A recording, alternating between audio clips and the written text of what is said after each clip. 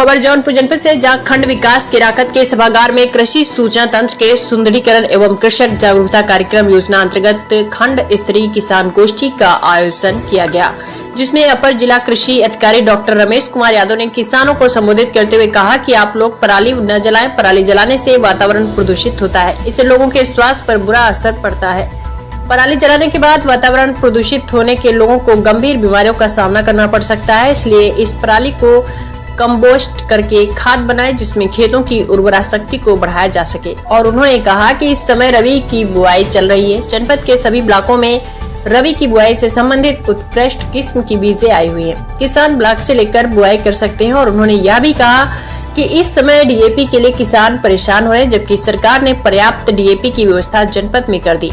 यदि किसी कारणवश डीएपी नहीं मिल पा रही है तो आप लोग यूरिया, सुपर और पोटास को मिलाकर भी खाद के रूप में गेहूं की बुआई के लिए इस्तेमाल कर सकते हैं और गेहूं से अच्छी पैदावार ले सकते हैं। इस अवसर पर कृषि अनुसंधान केंद्र अमहित के वरिष्ठ वैज्ञानिक डॉक्टर संजीत ने किसानों को संबोधित करते हुए कहा कि ज्यादातर खेतों में रासायनिक खादों का प्रयोग न कर जैविक एवं प्राकृतिक खादों का ही उपयोग करें, जिससे आपकी मिट्टी की उर्वरा शक्ति भी बढ़ेगी और फसल की पैदावार बढ़ेगी। और पराली के संबंध में उन्होंने कहा कि पराली जलाने से पर्यावरण की समस्या उत्पन्न हो जाती है और आप लोग यदि पराली न जलाकर उसको कंपोस्ट कर खाद बनाएं, जिसमें आप लोगों का सेहत भी सुरक्षित रहेगा और फसल की पैदावार भी बढ़ेगी। आज वैज्ञानिक युग में रोज नए नए आविष्कार हो रहे हैं। कृषि विज्ञान के क्षेत्र में रोज नए नए अनुसंधान हो रहे हैं। इन आविष्कारों, इन अनुसंधानों को हम किसानों तक कैसे पहुंचाएं, यह एक बहुत बड़ी चुनौती है।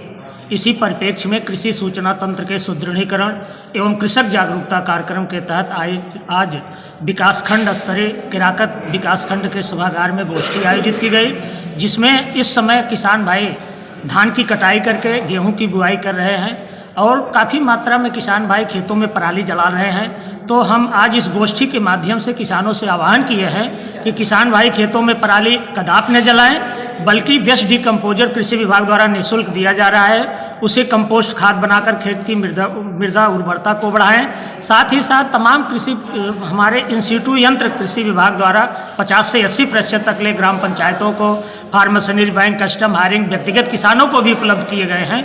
जैसे सुपर स्ट्रा मैनेजमेंट है, सुपर सीडर है, हैप्पी सीडर है, मल्चर है, थ्रेडर है, रोटावेटर है। इन यंत्रों से किसान भाई जो फसल अवशेष है उसको खेतों में मिला दें तो कंपोस्ट बन करके मृदा का खाद बन जाएगी, मिट्टी की उर्वरता भी बढ़ जाएगी, हमारा इकोसिस्टम सही रहेगा, पर्यावरण का संतुलन भी सही रहेगा।